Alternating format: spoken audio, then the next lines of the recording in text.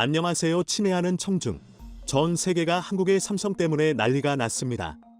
세계 주요 외신들은 심지어 미국 대통령도 하지 못한 일을 한국의 삼성이 해냈다며 대대적으로 알렸고, 이를 본 전 세계인들은 삼성과 한국에 열광하고 있습니다. 이스라엘의 무자비한 미사일 공격을 감행한 하마스의 배후로 지목되고 있는 이란의 충격적인 계획을 삼성이 완전히 초토화시켜버리면서 이스라엘과 하마스의 중동전쟁으로 수많은 인명피해가 발생하고 있는데요. 우리 한국인들에게도 직접적인 경제적 피해가 일어나기 시작했습니다. 그렇지 않아도 심각한 불경기에 많은 이들이 겨우겨우 버텨나가고 있었는데, 이번 사태로 너무나 심각한 위기에 빠져버렸습니다. 이스라엘과 하마스의 중동전쟁으로 국제유가가 또 한 번 폭등해버리면서 물가가 빠르게 다시 오르기 시작했고, IMF는 세계 경제의 스태그플레이션, 경기 침체 속 물가 상승이 닥치면 한국의 은행을 포함한 세계 주요 은행 자산의 3분의 1이 위험에 처하게 될 것이라는 섬뜩한 발표를 했습니다. 한국의 반도체도 큰 위기에 처했습니다. 팔레스타인 무장정파 하마스의 기습 공격을 받은 이스라엘에 국내 주요 그룹이 세운 현지 법인은 8곳인데요. 삼성, SK, LG, OCI 등 4개 그룹이 이스라엘의 해외 법인을 보유하고 있습니다. 이 중에서 삼성이 총 5개로 가장 많습니다. 삼성은 특히 이스라엘의 반도체 R&D 센터를 열고 엄청난 수의 똑똑한 이스라엘 엔지니어들을 고용한 상황입니다. 그런데 지금 2위로 미사일이 날아다니고 있는 것입니다. 이스라엘의 최대 규모의 반도체 공장을 운영하면서 여기에 신규 대규모 공장까지 건설하고 있는 인텔이 가장 큰 영향을 받고 있습니다. 인텔의 공장 가동 중단으로 중앙처리 장치, CPU, 생산에 차질을 빚을 경우 인텔 칩의 최신 메모리를 지원하는 삼성전자와 SK하이닉스 또한 공급이 크게 축소될 가능성이 높은 것으로 분석되고 있습니다. 인텔은 남부 키르야갓의 첨단 반도체 제조 공장, 수도 예루살렘의 모비라이 자율주행차 솔루션 개발센터, 북부 하이파의 AI용 하드웨어 및 소프트웨어 개발센터, 페타티크바의 AI 및 통신 솔루션 개발센터 등 4개의 시설을 운영하고 있으며, 이곳에는 약 1만 4천 명이 근무하고 있습니다. 엄청난 규모죠. 이 중 키르야갓에 위치한 인텔 반도체 공장 팹28부는 첨단 CPU들 생산하는 곳입니다. 아울러 인텔은 팹28 인근에 100억 달러, 약 13조 원을 투자해 차세대 공정 제품을 생산하는 팹38분도 2024년 가동을 목표로 건설 중에 있습니다. 또 지난 6월에는 키르야갓 지역에 250억 달러, 32조 원을 투자해 2027년 완공을 목표로 반도체 팹을 추가로 건설하겠다는 계획을 발표했습니다. 이스라엘 하마스 충돌이 장기화되면 인텔은 공장 가동뿐 아니라 신규 공장 건설 중단까지 위기를 겪을 것으로 보입니다. 공급망이 끊어지면 칩 생산이 불가능하기 때문입니다. 임직원의 안전 문제 또한 거론되고 있습니다. 현지서 하이테크 수출의 7.5%를 담당하는 인텔은 이스라엘에서 가장 중요한 글로벌 기업으로 꼽힙니다. 지난해 인텔의 이스라엘 매출은 87억 달러, 11조 원을 기록했습니다. 김영준 차세대 지능형 반도체 사업단장은 인텔이 CPU 생산을 연기하면 국내 메모리 업체 또한 영향을 받게 될 것이라며, 더 큰 문제는 이번 전쟁이 장기화되면 반도체뿐 아니라 전 세계 경제가 영향을 받고 침체될 수 있어 우려된다고 말했습니다. 뿐만 아니라 SK하이닉스의 매출 비중이 급격하게 늘어나고 있는 엔비디아도 이스라엘의 많은 법인들을 운영하고 있기 때문에 타격이 심각할 것으로 전망되고 있습니다. 자, 그런데 더 충격적인 것은 바로 지금부터입니다. 이스라엘을 공격한 테러 무장단체 하마스의 배후로 지목된 이란이 한국에도 무자비한 외교 공격을 가하기 시작했다는 것입니다. 원래 사우디는 한국으로부터 한국형 패트리어 천공 LL을 13조 원어치 사기로 했습니다. 그런데 이란이 사우디를 설득하며 이를 사실상 무산시킨 것으로 전해지고 있습니다. 사우디뿐만 아니라 K방산 큰손으로 불리는 UAE마저 방안을 취소했는데, 이 배후에도 역시 이란이 있었던 것으로 전해졌습니다. 한 전문가에 따르면 이란은 한국이 이스라엘 그리고 미국과 같은 편에 있기 때문에 한국으로부터 무기를 사지 말고 자신들과 힘을 합쳐 미국에 대항하자고 설득한 것으로 전해졌습니다. 실제로 이란의 간곡한 요청으로 사우디 정상과 45분간 통화를 한 것으로 알려졌는데, 이 통화 중 한국산 무기를 더 이상 사지 않는 내용도 포함된 것 같다고 전문가들은 말하고 있습니다. 이란이 이렇게 한국에 충격적인 만행을 저지르고 있는 이유 중 하나로는 최근 한국에서 어렵게 풀린 이란 자금 8조 원이 미국에 의해 다시 재동결된 가운데 이란은 한국에서 동결된 기간 동안 이자를 더해서 이란에 보내라는 황당한 요구를 하고 있습니다. 실제로 복수의 이란 외교 소식통에 따르면 이란 정부는 미국의 대이란 경제 금융 제재로 지난 4년여간 한국은행, IBK 기업은행, 우리은행 등 국내 은행 3곳에 예치됐던 약 60억 달러, 약 8조 원에 대한 이자를 받기 위해 법적 검토에 착수했습니다. 어이가 없죠. 그런데 한국이 이를 거절하면서 이란이 한국에 너무나도 충격적인 방법을 동원해 한국산 무기 수출을 막는 황당한 보복을 하고 있는 것으로 알려졌습니다. 하마스와 이란을 적극 지지하고 있는 러시아의 푸틴도 황당한 발표를 내놓았습니다. 푸틴 러시아 대통령은 이스라엘의 팔레스타인 가자지구 봉쇄를 과거 나치 독일의 레닌그라드 봉쇄에 비유하며 용납할 수 없다고 13일 현지 시간 비판했는데요. 여기에 대해 네티즌들은 이 이간이 드디어 치매가 왔군. 지가 한 일은 까맣게 잊은 게야. 푸틴이 할 소리냐 등의 반응을 보였습니다. 자, 그런데 현재 이스라엘과 하마스의 전쟁이 확전될까 매우 우려스러운 상황입니다. 이스라엘은 하마스를 지구상에서 없애겠다라는 파격적인 발표를 했습니다. 여아브 갈란트 이스라엘 국방부 장관은 하마스라고 불리는 가자 이슬람 국가 ISIS를 지구상에서 쓸어버리겠다고 말했습니다. 이에 우려했던 상황이 일어났습니다. 이란의 지원을 받은 레바논 무장정파 헤즈볼라가 이스라엘군 진지 5곳에 정밀유도탄과 박격포탄을 발사한 것으로 밝혀져 너무나 큰 충격을 주었습니다. 가장 우려했던 확전이 일어난 것인데요.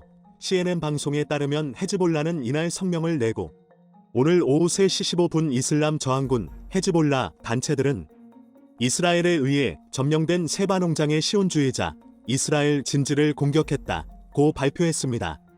이에 미국은 이스라엘에 적극적으로 무기를 제공하는 한편 확전을 막기 위해 안간힘을 쓰고 있지만 아무런 성과도 내지 못하며 답답하게 아등바등하고 있습니다.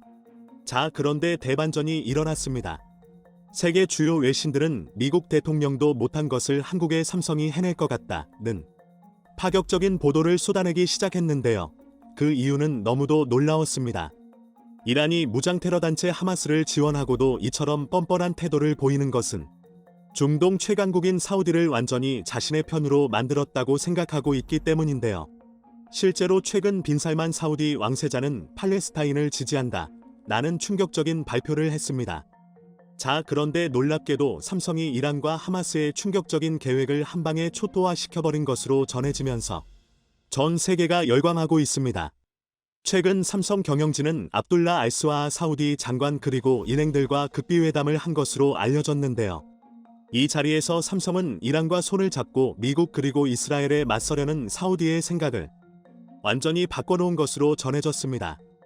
사우디도 처음에는 핵제조 기술을 전수해줄 수 있다는 이란의 제안이 솔깃했지만 이란과 손잡고 미국, 이스라엘, 한국 특히 삼성의 등을 돌리게 되면 사우디의 가장 중요한 프로젝트인 비전 2032 수포로 돌아갈 수 있다고 판단, 삼성을 선택한 것으로 전해졌습니다. 이란은 중국의 건설사들이 한국을 대신할 수 있다며 미국의 최우방 동맹국인 한국은 필요 없다는 식으로 사우디를 설득한 것으로 알려졌는데 대반전이 일어났습니다.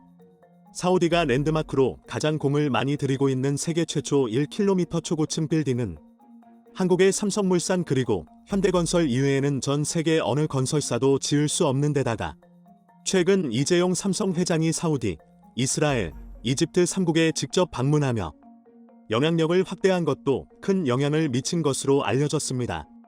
특히 이 회장은 빈살만 왕세자와 아주 절친한 친구 사이인 것으로 유명한데요. 이 회장의 입김이 이란으로 기울 뻔했던 빈살만의 마음을 돌려놓는데 큰 영향력을 미친 것으로 알려지면서 다수의 외신들은 바이든 미국 대통령도 못한 일을 한국의 삼성이 해냈다며 열광하고 있습니다. 일본에서도 한국 때문에 난리가 났는데요. 팔레스타인 무장단체 하마스의 기습 공격을 받은 뒤 전쟁 중인 이스라엘의 교민들을 태우기 위해 군수송기를 보낸 한국 측에 대응해 일본인들이 박수를 보내고 있습니다. 일본 정부의 늦은 대응에 매순간 생사의 기로에 놓였던 이스라엘 거주 일본인들이 한국의 군 수송기에 의해 빠르게 구조되자 일본 네티즌들은 솔직히 한국의 경의를 표하고 싶다. 이스라엘 교민 대피는 인명과 직결된 일이며 인도적 지원의 관점에서도 이번 한국의 대응은 훌륭하다고 생각한다. 인도적 지원의 관점에서도 이번 한국의 대응은 훌륭하다고 생각한다. 조금이라도 빨리 돌아가고 싶은 일본인들이 있었을 텐데 배려해줘서 감사하다. 한국의 발빠른 대응은 일본 정부의 대응 지연을 드러내는 모습이 됐다. 한국과 정치적 문제가 있지만 긴급 상황에서 한국이 솔선수범 대응하는 이미지가 강함으로 배워야 한다고 생각한다. 일본 정부의 늦은 의사 결정에는 진절머리가 난다. 일본의 정치적 결정은 완고하고 융통성이 없고 시간이 오래 걸린다고 생각한다. 라며 한국에 감사의 인사를 전했습니다. 지난 13일 유엔은 이스라엘군이 가자지구에 거주하는 110만 명의 팔레스타인들에게 24시간 이내 북부를 떠나 남쪽으로 이주하라는 소개령을 내렸다고 지냈습니다. 이니 이스라엘 지상군은 전쟁 물질을 가자지구 인근으로 배치했고 야진병원까지 설치해 조만간 지상군 투입을 앞둔 것으로 알려졌죠. 여아브 갈관트 이스라엘 국방부 장관은 하마스라고 불리는 가자 이슬람 국가 ISIS를 지구상에서 쓸어버리겠다고 말했는데 이는 말 그대로 본격적인 국지진, 진면 진쟁 선포인 셈인데요. 그런데 이스라엘 현지에 한국 특수부대가 등장했습니다. 이스라엘 지상군 투입이 초읽기에 들어갔습니다. 13일 팔레스타인 가자지구 주민들에게 24시간 이내 남쪽으로 대피할 것을 권고했는데요. 이니 지난 7일 이후 약 4천론 가량의 폭탄을 투하해 가자지구를 맹폭했는데 이제 지상군 투입까지 준비 중인 겁니다. 이니 가자지구에서는 1,417명의 사망자와 7,000명에 가까운 부상자가 발생했고 이스라엘 측에서는 사망자 1,200명을 포함 총 4,500명의 사상자가 집계됐습니다. 이스라엘은 가자지구의 유일한 발전소 가동을 중단시켰고 음식과 식수도 곧 바닥날 것으로 전망되는데요. 하마스는 이스라엘의 소개령에 대해 이스라엘의 주민 대피 권고는 선전진이자 심리전에 불과하다며 가자지구 팔레스타인인은 집을 떠나서는 안 된다며 팔레스타인인들을 인간방패로 삼을 계획입니다. 촉 지상군이 투입되면 민간인 피해가 발생할 것이고 이러한 민간인 피해로 전 세계적인 비난이 이스라엘에 쏟아질 테니까요. 그리고 주민들의 피난처도 마땅치는 않습니다. 이스라엘군이 가자지구 3면을 포위했고 유일한 탈출구인 남부 국경은 이집트가 팔레스타인 주민들의 입국을 차단하고 있기 때문이죠. 그런데 지상군 투입이 현실화되면 진짜 제3차 세계진쟁이 발발할지도 모르는 상황입니다. 하루 전 이관은 이스라엘의 가자지구에서 군사작전을 멈추지 않으면 상황이 통제불능 상태가 될 것이라며 전쟁 개입을 암시했습니다. 사실 이번 하마스의 이스라엘 공습은 이란이 배후에 있다는 소문이 파다했는데 이제 직접 개입을 설언한 겁니다. 호세인 아미르 압둘리안 이란 외무부 장관은 지난 12일 이라크를 방문한 데 이어 저녁엔 레바논 수도 베이루트를 방문해 이스라엘이 가자지구 공격을 멈추지 않으면 또 다른 전쟁이 현실화할 수 있다고 위협했죠.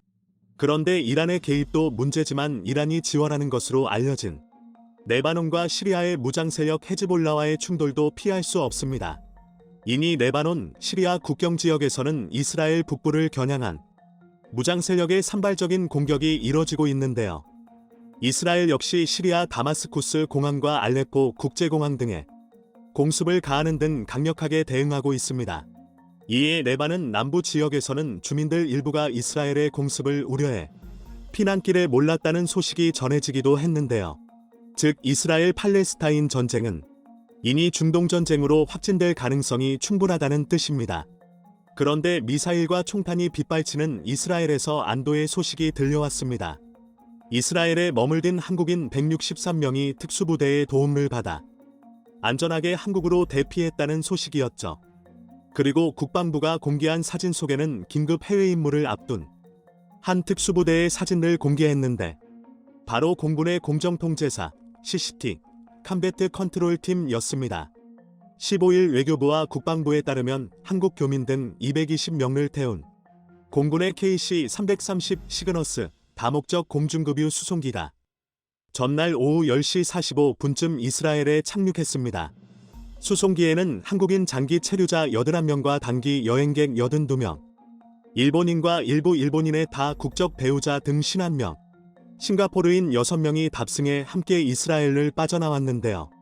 원래 한국 교민과 여행객들을 대피시키기 위해 파견됐던 시그너스 수송기는 가용좌석이 230여 석이었지만 한국인 163명을 태우고 70여 석이 남자 일본 측의 제안에 일본인도 답승할 수 있었습니다.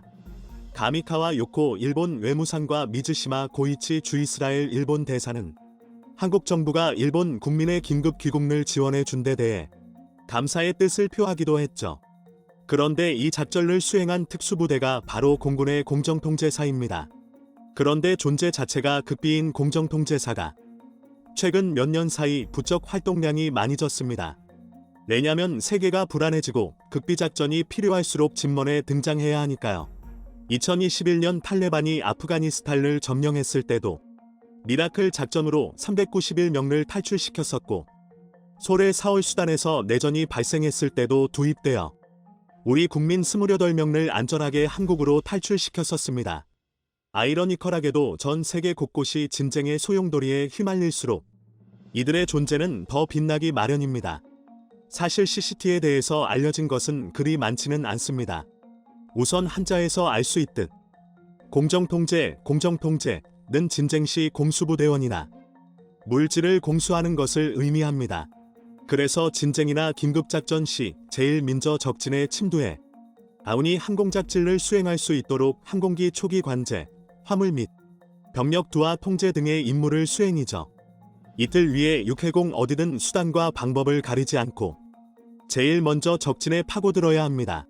이후 적진에서 직접 관찰한 고도와 바람, 날씨, 지형, 진투 상황 등을 고려해 항공기의 안전을 확보하고 병력과 화물이 정확한 장소에 두하될 수 있도록 통제하는데요.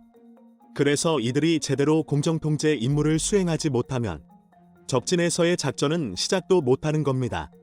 이렇게 특수한 임무 때문에 이들은 붉은 베레나 침두로의 개척자 또는 가장 민저 침두에 가장 늦게 탈출하는 특수부대 등등으로 불립니다. CCT가 타 특수부대와 차별화되는 점은 진체 부대원이 20명에 불과하다는 점입니다. CCT에 배치되려면 목숨을 내건 극한의 출혈을 수료하게 되는데 우선 육군 특진사 707특임대에서 1년간 낙하산 강화 및 고공 출혈을 수료해야 하고 해군으로 이동해 UDT SEA에서 1년의 특수교육을 받습니다. 이후 응급구조, 암복 등반, 잠수, 대테러 등등 1년의 자체 특수훈련을 모두 통과해야 하죠. 그래서 CCT는 공군 부사관 중 극소수 인원을 뽑아 선발 과정을 진행하는데 낙오 없이 무사히 3년을 마치면 비로소 붉은 베레를 수여받게 됩니다. 하지만 훈련이 너무 고되고 힘들어 완수하는 인원이 고작 1터부터 2명에 불과한 것으로 알려졌죠. 또한 이들의 훈련 자체가 기밀사항이므로 외부에 공개된 적이 없고 대원을 선발하는 과정이 진군을 통틀어 가장 오래 소요되기 때문에 이들을 특수부대 중에 특수부대라고 부르는 겁니다. 그리고 이들이 하루 전 칭단이 빗발치는 이스라엘에 등장해 한국인 등 220명을 구출해냈죠. 아마 앞으로 이 전쟁은 더 격화될 것입니다. 이스라엘 편에 선 국가를 그리고 팔레스타인 편에 선 국가들 사이 갈등의 골은 더욱 깊어질 겁니다.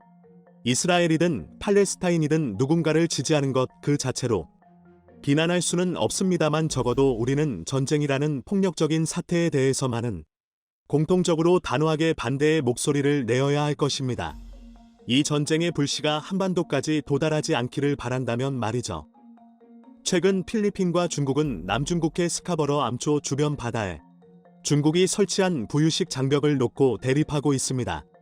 사실상 양측 해군이 물리력이 사용했다고 볼 수 있습니다. 중국은 즉각 필리핀이 도발해 문제를 일으키지 않기를 권한다고 경고했습니다. 그러자 필리핀도 예전과 다르게 중국이 어떤 장애물을 설치하든 모두 제거할 것이라고 맞받아쳤습니다. 중국과 필리핀은 왜 부표 장벽 하나를 두고 이렇게 갈등을 일으키는 것일까요? 일단 원인 제공은 중국이 영유권 문제로 시끄러운 남중국해의 스카버러 암초, 중국명 황앤다오 부근에 부표 장벽을 설치하면서 시작됐습니다. 중국이 필리핀과 영유권 분쟁 중인 바다의 어선들의 접근을 막는다며 부표 장벽을 설치해 바다 위에 만리장성을 만든 것입니다. 한마디로 필리핀 어선들이 들어와서 고기잡이를 못하도록 바다에 방어벽을 두른 것인데요. 그러자 페르디난드 마르코스 필리핀 대통령은 필리핀 해양경비대에 중국이 만든 부표 장벽을 철거하도록 지시했고, 장벽 철거 이후 필리핀 어민들이 하루 만에 164톤가량의 물고기를 잡았다고 당당히 밝혔습니다. 그러면서 장애물에 막히면 그만큼 우리 어민들이 잃는 것이다. 장애물이 있어서는 안 된다.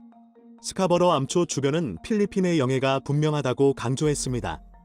중국과의 정면 대립을 최소화하기 위해 발언을 자제하던 필리핀 대통령이 중국이 설치한 장애물과 관련한 입장을 이처럼 공개적으로 밝힌 것은 이번이 처음 있는 일이었습니다. 사실 중국에서 자국의 군사 구조물을 파괴했다는 이유로 군사적 행동까지 일으킬 수 있는 상황이지만, 필리핀이 이처럼 물리력을 취할 수 있었던 이유는 현재 대중국 제재의 일환으로 미국이 필리핀을 지지하고 있기 때문입니다. 미 국방부 부차관보는 즉각 필리핀 당국의 부표 장벽 철거에 대해 대담한 조치라고 평가하면서, 미국은 남중국해에서 동남아시아 국가 선박이 무력 공격을 받을 경우 조약에 따라 동남아 국가를 보호하는 데 전념하고 있고, 이러한 약속을 절대적으로 지지한다며 필리핀 지지를 재확인했습니다. 그러자 중국은 다소 황당한 입장을 보였는데요. 자국 해경이 직접 부표 장벽을 철거했으며 필리핀이 부표 장벽을 철거했다는 것은 날조된 자작극이라는 입장을 밝혔습니다. 9월 22일 필리핀 어업의수산자원국 소속 공무선이 중국 정부의 허가 없이 황앤다오 인근 해역을 불법 침입해 도반했고, 중국 해경은 법에 따라 필리핀 공무선이 부표 장벽을 들이받으려 한 것에 맞섰다고 밝혔습니다. 이후 자신들이 부표 장벽을 철거했다고 밝혔는데요. 필리핀이 예상외로 강하게 나오자 자신들이 직접 장벽을 철거했다는 주장을 하고 있는데, 상식적으로 앞뒤가 맞지 않습니다. 자존심을 세우기 위한 출구 전략으로 보입니다. 실제로 진실은 금방 탄로나고 말았습니다. 사건 당일 필리핀 해경선이 도착하자 중국 해경선은 15차례 무선으로 검문 메시지를 보내며 필리핀 측이 국제법과 중국법을 위반하고 있다고 비난하다가 필리핀 선박의 언론사 취재진이 타고 있다는 점을 파악하고는 다른 곳으로 황급히 떠났습니다. 그 모습이 필리핀 해경이 성명과 함께 공개한 사진과 영상에 전부 담겨 있었습니다. 또한 영상에는 중국 해경선 세척 등이 밧줄에 부표를 여러 개 이은 약 300m 길이의 부표식 장벽을 설치하는 장면이 고스란히 담겨 있었습니다. 중국이 남중국해를 두고 이렇게 비신사적인 행동까지 하는 이유는 사실 자원화보를 위한 전쟁으로 볼 수 있습니다. 중국은 40년째 남중국해 자원 탐사에 열을 올리고 있습니다. 최근에는 첨단 장비까지 동원했습니다. 얼마 전 중국은 자체 개발한 수중 탐사 장비로 남중국해에서 초심의 자원과 지진 탐지에 나섰습니다. 중국 관영 중국중앙TV는 중국해양석유그룹 CNOOC 이 자체 개발한 심해 탐사 장비 하이징을 활용해 남중국해 해수면 3000m 아래 초심해에 대한 종합 탐사를 진행하고 있다고 보도했습니다. 하이징은 각각 8km가 넘는 10개의 탐지 케이블을 활용해 데이터를 수집하는 장비로 지구쿨리 탐사선 하이앙스여우 720분이 견인합니다. 중국은 이렇게 수집한 데이터를 통해 해당 지역 해저 지질 지도를 만드는 데 사용하고 있는데요. 중국의 속내는 사실 지질 지도에 있는 게 아니라 심해에 있을 법한 대규모 석유 및 가스전을 알아내고 싶은 겁니다. 최근 10년 동안 세계에서 새로 발견된 101개의 유전의 가스전 가운데 67%가 심해에서 발견되었습니다. 따라서 중국은 지금 심해에서 석유와 가스를 더 많이 추출해내기 위해 총력을 기울여 왔습니다. 그리고 남중국해야말로 풍부한 어족 자원은 물론 석유 등 각종 지하 자원이 풍부한 지역입니다. 이 때문에 중국이 남중국해를 포기하지 못하고 있는 것인데요. 중국은 하이징이 3000m 해저에서 작동하면 수만 m 깊이의 복잡한 지질학적 구조물까지 정확한 특성을 파악할 수 있다고 자랑하면서 광둥성 주하이의 남쪽에서 약 500km 떨어진 심해에서 한 달이나 넘게 작업을 진행하고 있습니다. 이렇게 동남아 각국과 분쟁을 일으키면서 남중국해를 헤집고 다니는 중국의 탐사선들은 하이난성 인거하이와 충둥난, 광둥성 주장커우 등 남중국해 세계 심해 분지에 8천억 m의 천연가스가 내장된 것으로 추정했습니다. 이니 중국해양석유그룹 CNOOC는 남중국해 동쪽에서 최대 수심 1,480m 깊이의 가스전 류안 3-1을 운영하고 있는 중입니다. 그런데 최근 남중국해 자원전쟁에서 뜬금없이 한국이 승전보를 올렸습니다. 집념의 8년을 하루같이 노력한 끝에 결국 잭팟이 터졌습니다. SK이노베이션의 자원 개발 자회사 SK어스온이 남중국해 북동부 해상에 있는 1703 광구 내 루펌 AF-12-3 유전에서 최근 원유를 생산하기 시작한 겁니다. 노평 12-3 광구 유전의 연간 최대 생산량은 약 1076만 배럴. 이 어마어마한 광구를 처음 찾은 것부터 SK였습니다. 해저 탐사부터 개발, 결국 원유 생산까지 SK이노베이션의 자원 개발 자회사 SK어스온이 해낸 것입니다. 노평 12-3 광구는 중국 선전시에서 300km 떨어졌으며 약 44km 규모, 서울 여의도 면적의 15배에 달합니다.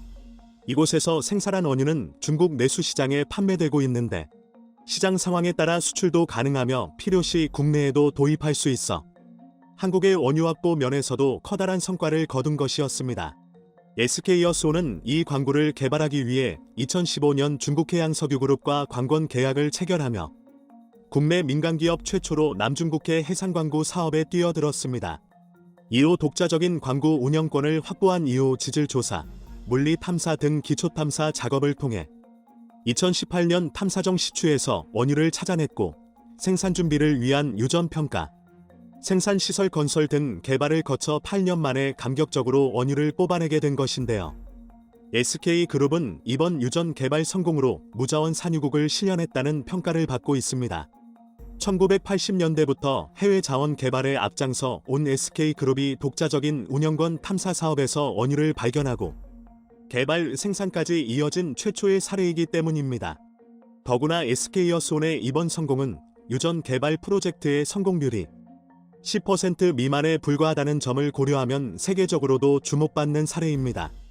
무엇보다 반가운 소식은 내년부터는 이 루펑 12-3 광구에서 하루 최대 29,500배럴의 원유가 생산될 것이란 점입니다. 이것은 국내 하루 석유 소비량의 1% 이상입니다. SK어스온은 이 루펑 광구에서 연간 약 4천억 원의 매출을 올리게 될 것으로 전망됩니다. 유전 개발은 영업이익률이 연 50% 안팎으로 높은 편이어서 연간 약 2천억 원을 배당받을 전망이며 업계에서는 SK어스온이 불과 2년 안에 광구 개발에 들어간 투자금을 회수할 것으로 보고 있습니다. 대표적인 하이리스크 하이리턴 사업인 유전 개발 사업에서 SK어스온이 그야말로 대박을 친 것인데요. 현재 국내 정유사 대부분은 글로벌 정유업체와 달리 자체 보유한 유전이 거의 없습니다. 대부분 국내 정유사들이 수입한 원유를 가공한 석유 제품을 판매하는 구조여서 정제 마진에 의존해야 합니다.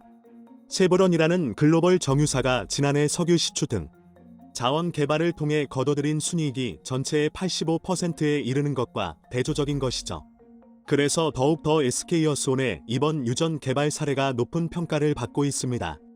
더구나 SK어스온은 이미 8개 국가에서 10개 광구, 4개 액화천연가스, LNG 프로젝트의 지분을 10개 광구의 생산량은 하루 52,000배럴에 달합니다.